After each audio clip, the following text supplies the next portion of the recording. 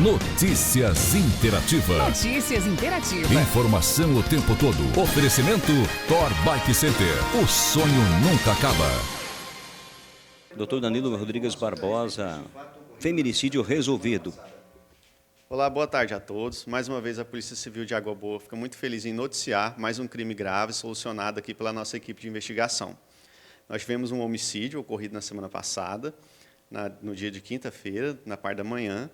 Desde que nós tivemos notícia desse fato, a polícia, nós realizamos uma verdadeira força-tarefa no sentido de verificar e apurar esse fato. Inicialmente, o fato foi noticiado para a gente pelo próprio convivente da vítima. Segundo ele tinha chegado na casa e já tinha encontrado ela morta. Ele mesmo levanta uma informação de que, possivelmente, esse fato teria sido cometido por facções criminosas, cobrança de dívidas. Ele afirma que ela estava devendo para a facção criminosa, Comando Vermelho, e que essa facção teria matado ela. Diante dessa informação, nós passamos a apurar todas as possibilidades. Haja vista que a casa não tinha sinais de arrombamento, o celular da vítima estava no local, a moto dela estava no local, então isso causou bastante estranheza na gente. Até o fato também de que o convivente ele veio na delegacia primeiro, ao invés de procurar socorro no hospital, acionar vizinhos. Então, ele passou a ser um dos nossos suspeitos. Além disso, a vítima também tinha um histórico de violência doméstica com o ex-marido. Então, nós tínhamos inicialmente 3 hipóteses. Poderia ser o ex-marido dela, poderia ser o atual convivente ou poderia ser a facção criminosa. Diante disso, nós trabalhamos bastante e conseguimos chegar na conclusão que, na verdade, quem cometeu esse fato foi o próprio convivente atual dela. O ex-marido, nós levantamos a informação, ele cumpre pena em regime aberto, com tornozeleira, nós descobrimos onde que ele estava prestando serviço numa fazenda em Ribeirão Cascalheira, não estava aqui na cidade, versão confirmada pelo seu patrão. A versão do convivente de que teria sido uma facção criminosa também não foi comprovada, nós tivemos várias diligências, ninguém viu nenhuma movimentação de pessoas chegando ou saindo da residência, ninguém ouviu nenhum barulho. Nós, inclusive, vimos pessoas que estavam trabalhando em construções ali próximas, desde a parte da manhã, naquele dia, e ninguém viu nenhuma pessoa chegar ou sair daquela residência.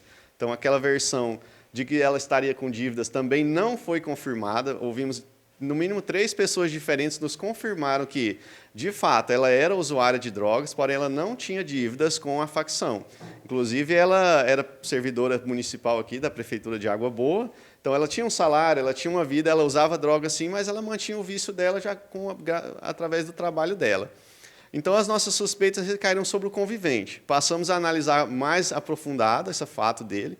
Descobrimos que ele também já tem várias passagens por violência doméstica em Ribeirão Cascalheira. A versão que ele apresentou para a gente não bateu com o que a gente apurou. Inicialmente, ele me falou durante o interrogatório dele de que ele tinha trabalhado no dia anterior ao fato até tarde da noite, por volta de 00:30, e depois disso tinha ido para casa, onde ele tinha aguardado a vítima chegar, que, segundo ele, ela estava fazendo correrias para facção questão de venda de drogas. A equipe de investigação descobriu que, na verdade, ele mentiu sobre esse fato. Após ele sair do trabalho, por volta de 22:30 da noite, 23:30, ele vai para um bar, onde ele fica bebendo, até cerca de 1:30, quase 2 horas da manhã. Após isso, ele ainda é visto rodando na cidade com a moto, talvez procurando ela. Ele, além disso, nós descobrimos através da apreensão do celular da vítima que eles estavam em processo de separação, ele não aceitava a separação, inclusive a vítima não queria que ele fosse na residência, tinha bloqueado ele já no WhatsApp há alguns dias, inclusive tinha mandado mensagem para que ele não fosse até a residência, a não ser para buscar as suas roupas. Então, a gente confirmou que o relacionamento deles era bastante conturbado, eles ficavam em idas e vindas, esse relacionamento deles muito instável. Além disso, nós apuramos também que a vítima era portadora de HIV e ela não tinha informado a ele desse fato. Então, assim, ele tinha descoberto isso poucos dias atrás, inclusive ele foi até buscou a irmã da vítima para perguntar se, de fato, ela tinha mesmo essa doença. Outro fato também é de que, no dia mesmo que a vítima morreu, ele vai até o advogado da família, que prestava serviços para a vítima, na intenção de reconhecer uma união estável com ela, porque ele sabia que ela tinha uma ação judicial com valores a receber da prefeitura, e, além disso, ele também pediu dinheiro para o advogado nesse momento. Então, todas as versões que ele trouxe foram desmistificadas, nós verificamos que não foi verdade. Depois do dia do fato, ele foi para Cascalheira, a família dele é de lá. Em Cascalheira, ele foi pego pela facção, Comando Vermelho. Na facção, ele levou um salve e só saiu de lá com vida porque inventou uma nova mentira, de que a dívida dela seria para com o PCC, que seria uma facção rival. Fato esse também que não foi comprovado. Então, ou seja, além disso, ele, depois que eu soube de todas essas informações, eu representei pela prisão temporária dele, a qual foi deferida.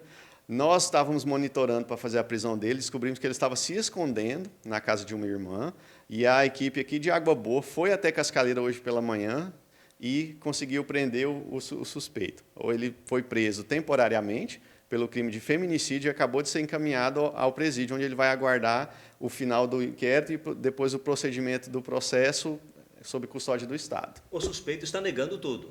Isso, ele mantém a versão de que não matou a vítima e que ela estava com uma dívida para com a facção. Porém, essa versão dele, a cada momento, ele apresenta uma versão diferente. Ele fala para a gente que ele fala que ela estava devendo para o Comando Vermelho, para o Comando Vermelho ele falou que ela estava devendo para o PCC, e às vezes ele fala que não sabia de onde era essa dívida. Não foi confirmado que a vítima tinha nenhuma dívida, a gente analisou os celulares dela, ela não tinha dívida de droga com facção nenhuma. Outras pessoas informaram essa questão. Ela realmente era usuária de drogas, porém ela mantinha o vício através do próprio trabalho. O suspeito tem alguma passagem? Sim, ele já responde vários processos em Cascalheira, que ele é de lá, inclusive por violência doméstica. Ele já está respondendo, se não me engano, são 4 ou 5 processos. Tem medida protetiva contra ele em relação a outras mulheres, não essa atual. A atual, eles estavam se relacionando aqui há cerca de 3 meses. Doutor Danilo, agora a prisão temporária, o senhor tem um período bem mais curto para produzir mais provas. Isso, a prisão temporária, como se trata de um crime hediondo, ela é de 30 dias, prorrogáveis por mais 30 dias. Como a nossa equipe já trabalhou bastante nesse caso, faltam apenas alguns detalhes. Eu pedi a quebra do sigilo do telefone dele, que foi apreendido, inclusive hoje nós apreendemos mais outro telefone dele, que ele não tinha noticiado para a gente que tinha. Vou pedir a quebra desse também. Após as análises dos celulares, nós vamos fazer uma conclusão, aglutinar todo o que a gente levantou, os elementos de informação, e fazer o relatório final desse inquérito. A princípio, tem alguma testemunha? Não tem testemunha nenhuma. No local do fato, só estavam ele e a vítima.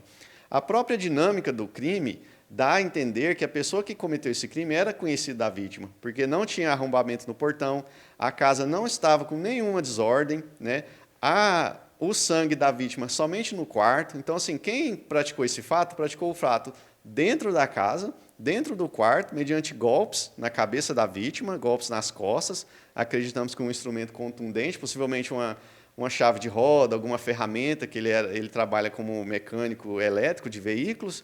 Então, ele provavelmente cometeu esse crime nas primeiras horas da manhã, logo antes da vítima sair para o trabalho. Ela já estava com roupa de trabalho normal, não estava com roupa de dormir, nem roupa de sair. Então, a hipótese que nós temos é de que ele cometeu esse crime nas primeiras horas da manhã, logo que a vítima chegava bem cedo no trabalho, cerca de 7h15.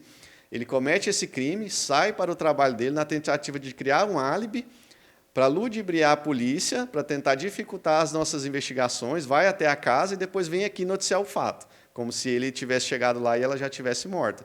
Mas essa versão não se sustenta. Todos os elementos de informação apontam que não tinha ninguém na casa e que foi ele o autor desse fato, apesar dele continuar negando. Acesse noticiasinterativa.com.br, o seu portal de notícias do Vale do Araguaia. Informação o tempo todo. Oferecimento Thor Bike Center. O sonho nunca acaba.